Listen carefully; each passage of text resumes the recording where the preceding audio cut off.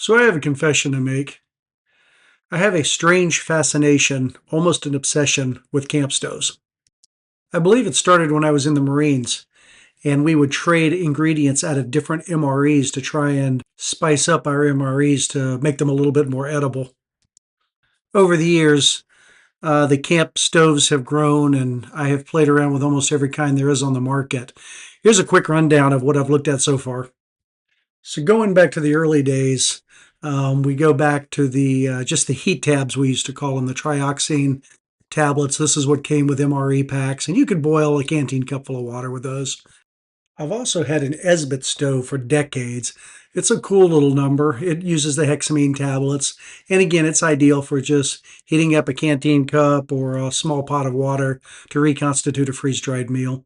The next step up from those is your isobutane camp stoves like this MSR Pocket Rocket. There are hundreds on the market, but they heat up water a whole lot quicker and they don't take up a lot of space. The drawback with these is you also have to have your fuel source. You have to have a canister of fuel and you have to have a pot and your cooking gear in addition to that.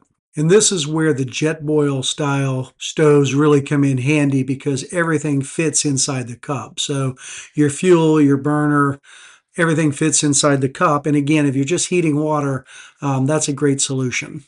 They're incredibly fast as far as boiling water, and you can still use them now to start heating up another kind of meal. You can cook something in that pot relatively easily. And in the case with the jet boil, they actually also include an accessory you can buy that lets you put a conventional pot or cup instead of the one that comes with it on the stove and use it that way. But again, everything fits into the cup and that's it. My personal favorite for a backpacking stove is the Optimus Cook Set. It takes the principle of the jet boil but gives you a lot more variety. You have a skillet or a small pot, and then you have a larger pot. The fuel and the burner all fit inside the cup with the skillet acting as a lid when it's all closed. It's a great piece of gear. Additionally, the pots are lined so they're fully nonstick.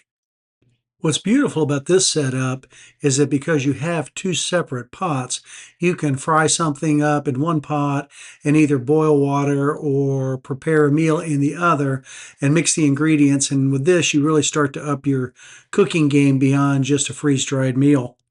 And the form factor is super small, so it's still adequate for backpacking. The last type of backpacking stove are the liquid fuel stoves, like this Primus Omni Fuel. They run on white gas and sometimes even kerosene, diesel, or aviation fuel. This Primus stove is really nice because it can run on canister as well as liquid fuel. The only real drawback is you're getting bulky with a separate fuel, separate stove, and a separate pot set. All right, so now we'll start moving into tailgating and car camping style stoves. The cheapest and easiest of these are the butane stoves like this gas one that you see here.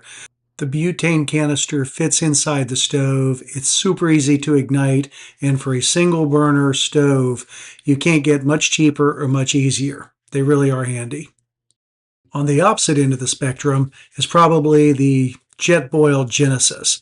This is a very expensive stove. It runs on propane, so you can use a large or a small can, and it has two burners. What I particularly like about this stove setup is that it fits in my decked drawer system that you see behind the stove. Any kind of Coleman or flat two-burner camp stove won't fit in those drawers. So that was kind of the deal for me. So I paid a little bit more for this thing. But again, you get two pots. You get a pot and a skillet. It comes with a lid. You can get a windscreen. And it will run off, a 1 gallon propane or a 5 or a 10 or even a 20-gallon propane tank. And so now in this style of stove, you've actually got two burners that can run at the same time. So now you can be boiling water in one while you're cooking something in the skillet at the exact same time. The drawback with these is in its pure form, you can't really fry anything unless you bring a separate skillet. So my solution is this fire maple little griddle. I can throw that on top of the burner, and now I've got the ability to fry a burger, fry a steak, make bacon, anything like that when I'm out camping. So those two items together give me a very versatile cook set when I'm tailgating or camping off the truck.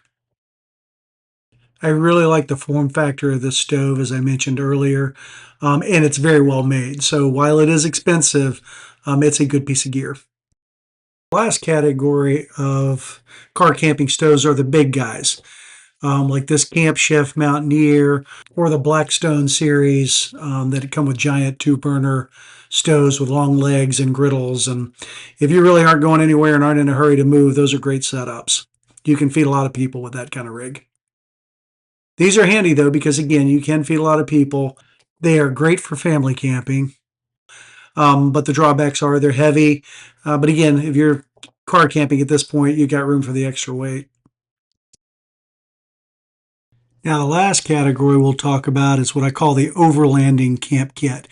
This is where you start getting into Pelican boxes and you've got full pots and stoves and a full kitchen and a box kind of setup like you see here. This really kind of brings it all together where you can cook, you can grill, you can fry, you can even bake and smoke. The options are endless when you start getting into this kind of kit. The problem is it still takes a whole lot of gear. This is the Cameron Products Stovetop Smoker. I'm not even sure it's really designed for camping, but it works well in this capacity. We've made bacon wrapped scallops, smoked bacon wrapped scallops on this thing, and they were amazing. But again, it's another piece of equipment, and it takes up room. So this is the Coleman Camp Oven. It collapses into a fairly small form factor for what it is. It expands out, opens, and then you can set it on top of your cook stove and use it as an oven. And I've made some biscuits in this thing before, and it works really well. So it's a good piece of gear. You got to play with it to get the temperature right, but overall, it works well. If you're somewhat of a purist and you really like to challenge your cooking skill, there's always charcoal grills. This is made by Esbit. It's the same company that makes my little survival stove. You will see that it looks almost exactly like the survival stove. It's just a lot bigger. Does the same thing with the legs and stretches out. But again, a really neat little piece of gear. The charcoal goes in the bottom. It's got an adjustable grill grate, and you can use it for charcoal cooking, which we've done a lot on camping trips in the past. I have grilled lobster on this, as well as steaks and hamburgers. Incredibly versatile and works really well. The best way to get your charcoal going is with a chimney. In this case, it is a collapsible chimney that you throw the charcoal in, light it from underneath, and it lights up the charcoal, and then you can dump the whole thing into your grill. And then I would be remiss if I didn't bring up the scuttle. We take this on virtually every overlanding trip. It's almost like a very shallow wok, but it gives you a lot of versatility in cooking things. So obviously this is a whole lot of equipment for camp cooking. So I'm always looking for a way to see if I can combine some of this into one single stove. And I haven't had much luck until now. So I discovered this company by accident through my Facebook feed. I was scrolling and this advertisement for Grill Game came up, and I watched the advertisement. And I was really intrigued because the stove basically combines a two-burner stove, a griddle, a charcoal grill, and a smoker all into one compact unit. So I reached out to the owner of the company, whose name is Anthony, and he ended up sending me out a grill. The company is very pro first responder and military and give a discount. And apparently, Anthony, when he was a kid, used to bird hunt with his dad, and he had these wonderful memories of camping and good food while he was out camping with his dad. So he decided to create his own camp stove, and this new G3 is his result. So I ordered it, and it showed up and arrived, and it was beautifully packaged, and I got into it. The thing that struck me almost immediately was the great form factor of this stove in its packed position. It's only 5.6 inches tall, it's 18 inches wide, and 14 and a half inches deep. So it's very easy to pack up in kind of any kind of case and carry it with you on an overlanding trip. I also noticed immediately that the latches were spring loaded, so they were under tension when they were closed and sprung up out of the way when they were open. I like that feature. And again, the packaging was absolutely superb. As you can see here, everything was packed up neatly, protected, very well done with the instructions on the top. And everything you needed to get going. Interestingly, this is not only a stove, but it also can serve as a campfire. It has that option. I did not buy it for this purpose. I bought it solely for a stove. But if you were looking for a propane fire pit, this also doubles as that. The steel griddle was very robust. It's heavy, it's solid steel. You have to cure that before you use it. And we did that via the recommendations, which is to coat it in oil and bake it in the oven at 500 degrees, which we did. The grill grate itself is stainless steel, very well made. This is the flame diffuser, but it also doubles as the charcoal tray. You can flip it upside down. So on the right side up, it's normal gas grilling, and then upside down is where you put the charcoal.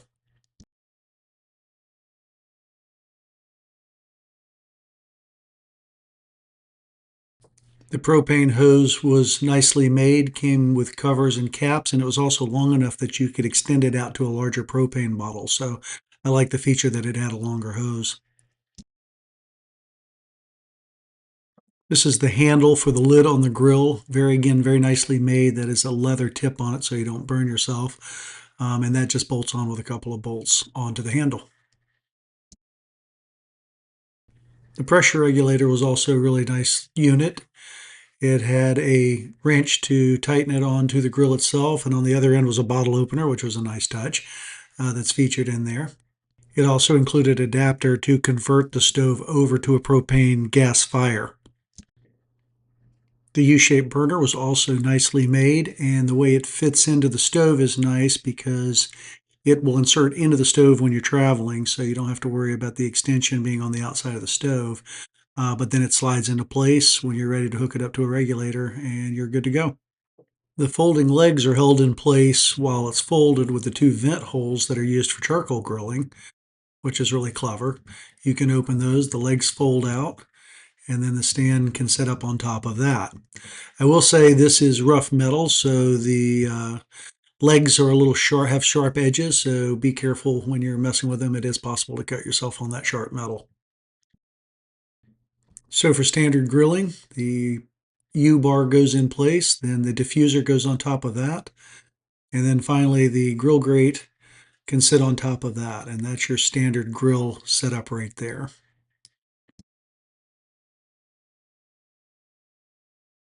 The lid has two pins that rest down into a couple of notches on the grill in its setup position, and now you can see you have a very deep lid, which is nice if you want to try and bake things or cook with a closed lid. So a lot of options with this.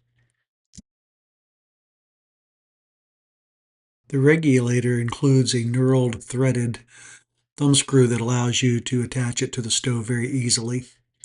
The other part of this is for the fire pit if you want to convert it over to a gas fire pit. And this is all clearly laid out in the directions that are included. So again, attaching the regulator is extremely easy with the knurled thumb screw. It just screws right into the port of the gas, and from there the hose threads in on the other side. You can use a 1 pound propane bottle if you don't want to use the hose, but if you do want to use a bigger style bottle, like a 5, 10, or even 20 pound bottle, you can with the hose. And again, the hose is extremely long, which is nice if you're like me and you've got a propane bottle mounted on your truck somewhere, so it's easy to access. If you care to charcoal grill with this, you simply remove the diffuser and flip it upside down. Also, remember to remove that U-bar down below. I didn't do that here in this demo, but that doesn't need to be there when you're charcoaling. So pull that out, and then you can fill that tray with charcoal, and then you can grill traditionally with a charcoal grill set up just like that. You can also use this arrangement as a stove, as a gas stove. This gives you the opportunity to lower the grill grates into a second position closer to the flame, which now allows you to throw a pot on there and boil water or anything as you would with a traditional stove. The griddle is designed to fit squarely into the grooves of the grill grate so it doesn't move around. And now, of course, you can use it as a griddle. The handle screws in easily and it gives the stove a very nice professional touch. Everything packs up neatly in the stove, and when the handle is collapsed, the lid is collapsed, it is a very compact form factor. The only thing I would say it is heavy. All included, it's probably around 35 pounds. So it's not a light stove, but the form factor is fantastic. And I almost forgot the last feature, which is a smoker. So there is a little piece of metal that has some indents in it, some tabs that you can stick into the what would be the charcoal grate, which separates the grate into two pieces. And on that left side, you can put wood chips in there and use it as a smoker. Seasoning the griddle was straightforward and it came out beautifully, ready to grill. I was happy to see that this unit fit easily inside my Pelican box. And now that's the only piece of gear I need besides the charcoal if I intend to charcoal and a chimney starter. So I cut down on a lot of gear that I used to carry. So the first thing I made on this was smash burgers using the griddle. So we heated it up, and as you can see there, it easily got up into the 450, almost 500 range. And the smash burgers turned out, well, amazing. They were really good. So step one of this grill really proved itself. Soon thereafter, we took it on a camping trip and debuted it on a multi-day camping trip, cooking off the tailgate. So in that one evening, we made salmon on it, and you can see it getting seasoned there to go on a foil packet and cook. Pretty straightforward, but that came out perfectly. And then we also used it to grill kebabs one evening, and those turned out absolutely amazing. So we've still got a lot more to do with this as far as charcoaling and smoking, but so far, grill game is a winner. Thanks for watching, and I hope you found this helpful.